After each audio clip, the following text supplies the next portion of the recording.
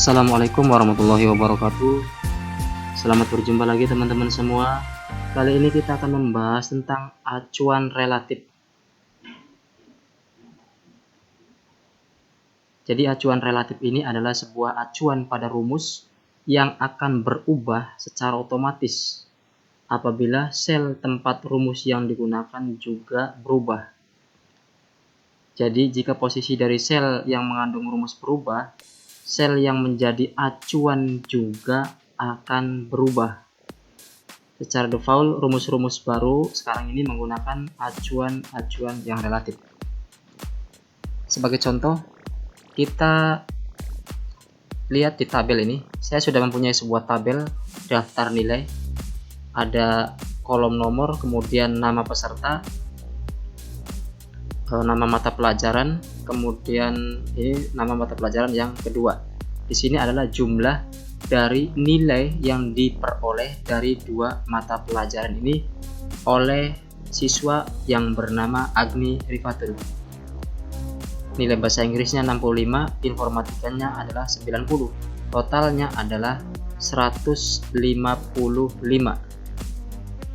Nah, yang namanya acuan relatif di sini kita lihat jumlah nilai ini adalah berasal dari nilai yang menjadi acuan yang diperolehnya, nilai yang diperoleh oleh siswa ini.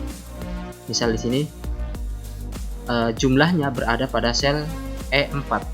Ini acuannya adalah C3, nilai mata pelajaran yang pertama yaitu bahasa Inggris, dan sel D4 sebagai nilai mata pelajaran yang kedua. Maka di sini muncul jumlah. Nah, ketika data yang menjadi acuan ini yaitu nilai bahasa Inggris dan informatika ini berubah atau salah satunya berubah, maka otomatis jumlah juga ini akan mengikuti berubah. Misal di sini bahasa Inggris 65, kemudian informatika adalah 90. Misal kita rubah informatikanya menjadi angka 10. Ini otomatis jumlahnya juga akan menyesuaikan sesuai dengan data yang menjadi acuan dari jumlah ini. 65 ditambah 10. Nah, ini yang disebut dengan acuan relatif. Maka ketika ini berubah, maka di bagian bawah juga akan berubah jumlah totalnya. Nah, untuk data-data yang berikutnya, misal kita tarik seperti ini akan muncul otomatis dengan pengkopian rumus.